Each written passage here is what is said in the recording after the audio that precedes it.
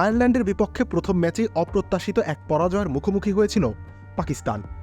একই অভিজ্ঞতা হতে পারত দ্বিতীয় ম্যাচেও। ১৯৩ রানের বিশাল লক্ষ্য তাড়া করতে নেমে ১৩ রানেই বাবর আজম ও সাইম আয়ুবকে হারিয়েছিল তারা।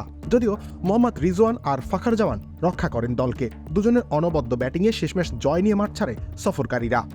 মাত্র ৭৮ বলে ১৪০ রানের দুর্দান্ত এক জুটি গড়েছিলেন তারা। দ্রুত ২ উইকেট হারানো সত্ত্বেও যেভাবে আক্রমণাত্মক ব্যাটিং করেছেন সেটি নজর কেড়েছে সবার। এ ব্যাপারে ফাখার জামান পরবর্তীতে বলেন, শুরুতেই ২ ব্যাটারকে হারানোর পরও আমাদের পরিকল্পনা ছিল কাউন্টার অ্যাটাক করা। তিনি আরও বলেন, এটা সত্যি যে ১৩ রানে ২ উইকেট হারালে আপনি চাপে পড়বেনই, কিন্তু আমরা প্রতি আক্রমণের সিদ্ধান্ত নিয়েছিলাম। এটা আমাদের চাপ থেকে বেরিয়ে আসতে সাহায্য করেছিল। আমরা মূলত ১৮ ওভারের মধ্যেই ম্যাচ শেষ করতে চেয়েছিলাম।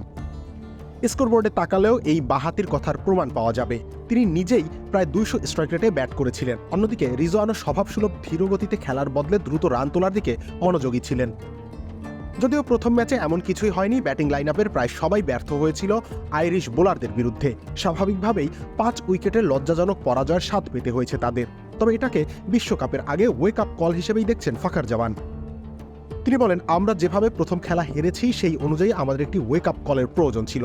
দ্বিতীয় ম্যাচে আমাদের মাথায় পরাজয়ের ব্যাপারটি ছিল, সেই কারণেই সবাই তাদের সেরাটা দিয়ে খেলেছে।